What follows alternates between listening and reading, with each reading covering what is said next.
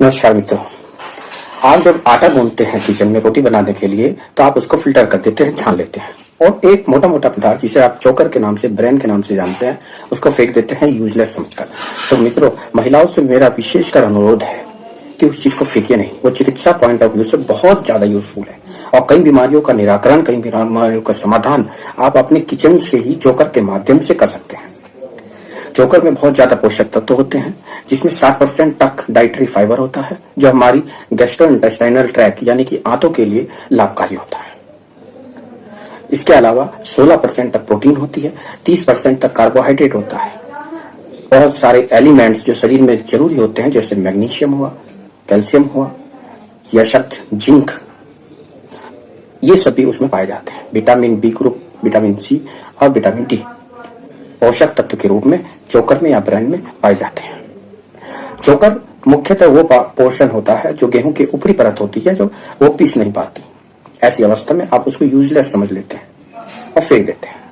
ऐसे पोषक तत्व, ऐसे गुणों वाली एडिबल चीज को मुख्यतः फेंकना नहीं चाहिए, बल्कि उसका सेवन करना चाहिए। अमूमन देखा जाता है मार्केट में भी जो रेडीमेड आटे आते हैं वो बिल्कुल फाइबरलेस होते हैं, ताकि उसका कलर व्हाइट, इसीलिए रोटियां व्हाइट आती हैं। मित्रों, चोकर, विशेषकर मैं महिलाओं से अनुरोध करूंगा कि चोकर युक्त आटा गूंदें, आटे को छानकर न गूंदें और उन्हीं की रोटी बनाएं। इसके चिकित्सा पॉइंट ऑफ व्यू से, ट्रीटमेंट पॉइंट ऑफ व्यू से बहुत ज्यादा योगदान है। यह आपके कोलेस्ट्रॉल लेवल को कम करता है, ब्लड प्रेशर को कम करता है, हार्ट डिसीज को रोकता है। आपको अगर पेप्टिक अल्सर हो, जिसमें duodenal ulcer, gastric ulcer, ulcerative colitis, ulcer के ऊपर लेयर बन जाती है और वहां पे हीलिंग कैपेसिटी चोकर के कारण लाभप्रद होती है। एपेंडिसाइटिस में, कोलाइटिस में, और इसके साथ साथ जो कॉन्स्टिपेशन अगर आपको सतत रहता है तो कॉन्स्टिपेशन को रिलीज करने में वाटर मॉलिक्यूल्स को ये सोख लेता है, स्टूल को नरम कर देता है, कॉन्स्टिपेशन को रिलीज कर देता है। आपको मल त्याग करने में किसी भी प्रकार की दुविधा नहीं होती। कॉन्स्टिपेशन से कई सारी बीमारियां होती हैं जिनसे आप ऑलरेडी परिचित हैं, जैसे फिशर इनैनो, इंटरनल हीमोरॉइड जिसे हम खूनी बवासीर कहते हैं, और फिशर परिकर्तिका रोग कहते हैं जिसे गुटी चीर के नाम से जानते हैं। यहाँ तक कि भगंदर भी कॉन्स्टिपेशन से कोरिलेट हो जाता है। ऐसी अवस्था में अगर आप चोकर की रोटियों का सेवन करें, चोकर निर्मित रोटियों का सेवन करें, तो cholesterol, blood pressure, heart disease, peptic ulcer, appendicitis, colitis और Fisher, internal haemorrhoid, external haemorrhoid, fistula इनैनो आदि अनेकों ऐसी बीमारियां हैं। यहाँ तक कि माल न्यूट्रिशन, जो विटामिन बी के कमी से हो, सी के कमी से हो, विटामिन डी की कमी से हो, आपकी हड्डियों में कैल्शियम कम हो, आपके शरीर में मैग्नीशियम की मात्रा कम हो, आपको डायबिटीज हो, क्योंकि इंसुलिन के निर्माण में जिंक जो है बहुत ज्यादा इंपॉर्टेंट रोल रखता है मॉलिक्यूलर स्टेज पर, तो चोकर के अंदर जिंक की अवेलेबिलिटी भी रहती है। ऐसी अवस्था में इंसुलिन बनाने के लिए चोकर का बहुत ज्यादा सहायक रोल होता है। ऐसी अवस्था में जो मधुमेह के रोगी हैं, जो डायबिटीज के रोगी हैं, उनमें भी चोकर बहुत ज्यादा लाभप्रद रहता है।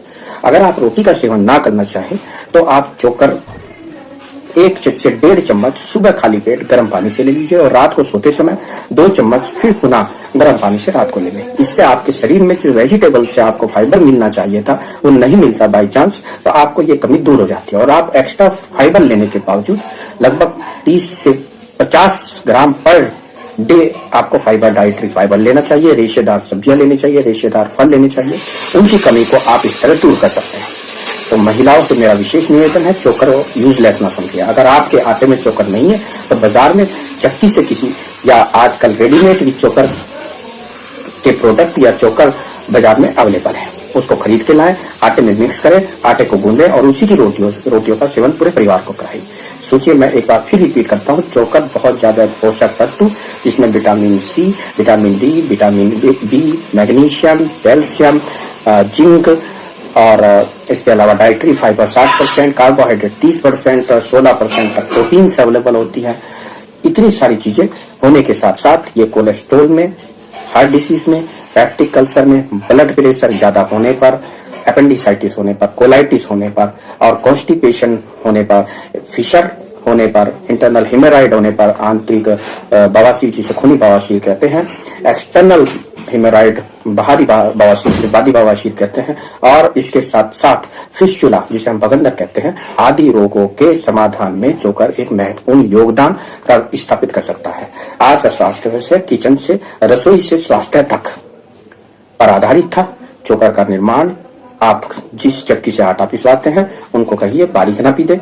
मैदा युक्त आटा आपके लिए हानिकारक है। यही कारण है फास्ट फूड में चोकर नहीं होता, क्योंकि वो मैदे से निर्मित होती है और इसीलिए कॉन्स्टिपेशन और अन्य बीमारियों का जन्म करती है या उनको उत्पन्न करती है। आपको चोकर पर किसी और प्रकार की समस्या या समाधान चाहते हैं, अपनी समस्या को कमेंट सेक्शन में लिखिए। आपको आज की वीडियो कैसी लगी इसके बारे में जरूर सूचित कीजिएगा। धन्यवाद।